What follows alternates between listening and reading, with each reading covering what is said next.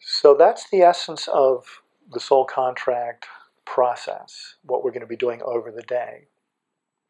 Journeying itself is the method or the tool we're going to be using. We'll be using the sound of a drum at this frequency.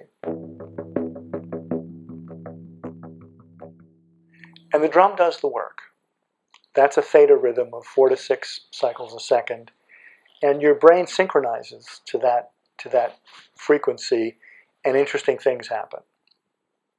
And that's what shamans have discovered over thousands of years. That they use a wide variety of techniques, but the most common and widely used one is drumming or sound of some sort. Didgeridoos, rattles. These are all things that are used to shape the brain and wake it up. The way we take a journey is that a journey has 3 parts. There's an act of will or intention, there's an act of imagination, and then there's an act of kind of grace or mystery. So every journey starts by stating an intention. You're telling your unconscious and spirit what you're going to do.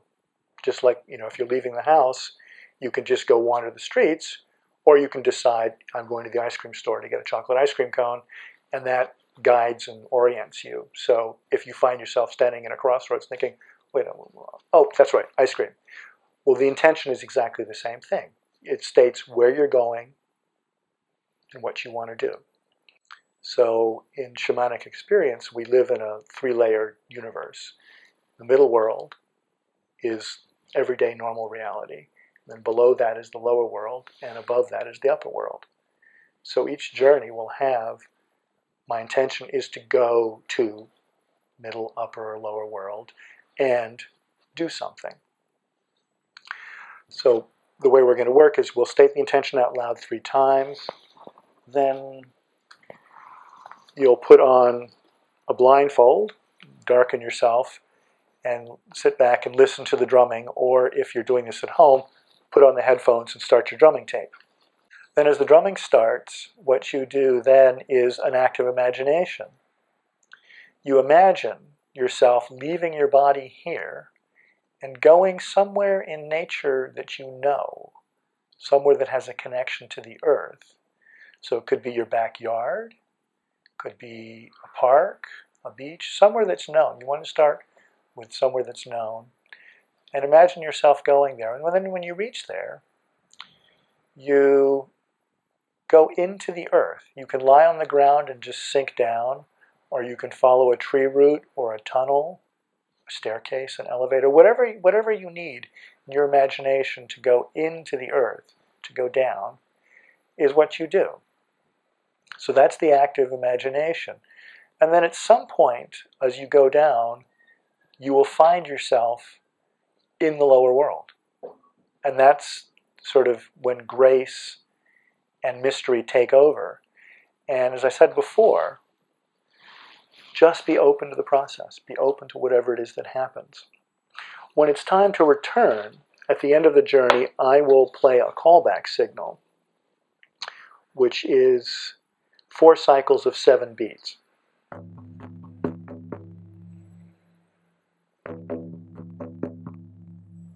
So when you hear that, you know it's time to return. So whatever's happening, you say, I've got to go now, thank you, goodbye.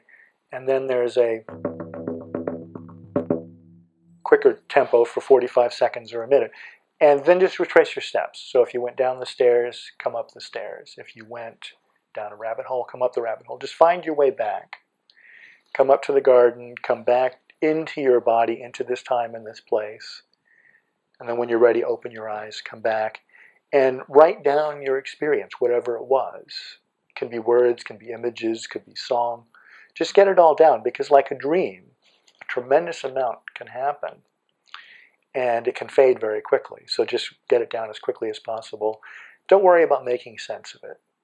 Just get it down. It'll make sense over time. And that's another thing about the whole day, is that what I can say about what happens today is my role here is I set the table. I invite you to sit down, and I kind of bring the different courses, the soup course, the salad course, the meat course, the pudding course. So I know what the courses are, but I don't have a clue what's on your plate because Spirit is doing the cooking. And they will serve up the perfect dish for you, but nobody, me or you, has any idea what it's going to be until it's on your plate. So just be open to what happens. The biggest sort of impediment to this work is the mind, because the nature of the mind is to predict and control. And this can't be predicted, and it can't be controlled. You have choice in this. So at the same time, be open to what happens, but don't be passive. You always have the ability to ask questions, to ask for help, to ask for direction. The essence of shamanism is asking, is connecting with Spirit and asking for what you need and want. And there can be a back and forth. Also, just because you ask doesn't mean they'll answer, but if you don't ask, they definitely won't answer. The thing is, because of spiritual freedom, they can't just barge right in and start telling you things. You have to ask them. And at the same time, even though you do ask them, it doesn't mean they always have an answer or the answer, because they see things from a different perspective than we do. So whatever comes to you is coming in a sort of metaphoric fashion. And they're doing their best to explain and describe and show things in ways that will make sense to you. So just really, really trust the process, trust the experience, and go with it.